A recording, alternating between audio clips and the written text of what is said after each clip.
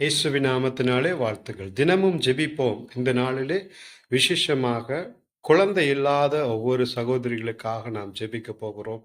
குழந்தை இல்லாமல் தவிக்கிற, வேதனைப்படுகிற, துன்பத்தை அனுபவித்து குடும்பத்திலும் சொந்த பந்தத்திலும் தலை குனிந்து இருக்கிற ஒவ்வொரு சகோதரிகளுக்காக ஜெபிக்க போகிறோம். வேதம் சொல்லுகிறது, பிள்ளைகள் கர்த்தரால் வருகிற சுதந்திரம், கர்ப்பத்தின் கனி அவரால் கிடைக்கிற பலன் என்று சொல்லி வேதத்தில் வாசிக்கிறோம். அன்னாளை கர்த்தர் நினைத்தருளினார் என்று சொல்லி வேதத்தில் வாசிக்கிறோம். இன்றைக்கு குழந்தை இல்லாமல் இருக்கிற ஒவ்வொருவருக்காக ஜெபிப்போம். கர்த்தர் அவர்களுக்கு ஒரு அற்புதத்தை இந்த நாளிலே செய்யும்படியாக ஜெபிப்போம். தகப்பனே, இயேசுவின் இரத்தத்தில் ஒப்பு கொடுக்கிறோம். தினமும் ஜெபிப்போம் என்கிற ஆண்டவரே, ஜெபத்தில் இந்த நாளிலே குழந்தை இல்லாத இருக்கிற ஒவ்வொரு சகோதரிகளுக்காக ஜெபிக்கிறோம். ஆண்டவர், குழந்தை இல்லாமல் எந்த நல்ல காரியத்திற்கும் ஆண்டவர் போக முடியாதபடி ஆண்டவர் குடும்பத்திலும் சமுதாயத்திலும் தலை குனிந்து வாழ்ந்து கொண்டிருக்கிற ஒவ்வொருவருக்காக ஜெபிக்கிறோம். இயேசுவின் நாமத்தினாலே பிள்ளைகள் கர்த்தரால் வருகிற சுதந்திரம் என்று சொல்லி வேதத்தில் வாசிக்கிறோம்.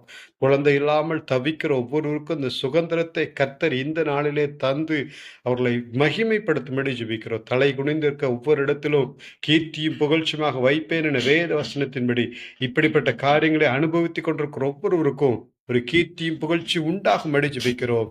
இயேசுவின் ரத்தத்தில் ஒப்பு கொடுக்கிறோம். இயேசுவின் மூலம் பிதாவே, ஆமேன். கர்த்தர் தாமே உங்களை ஆசீர்வதிப்பாராக. ஆமேன்.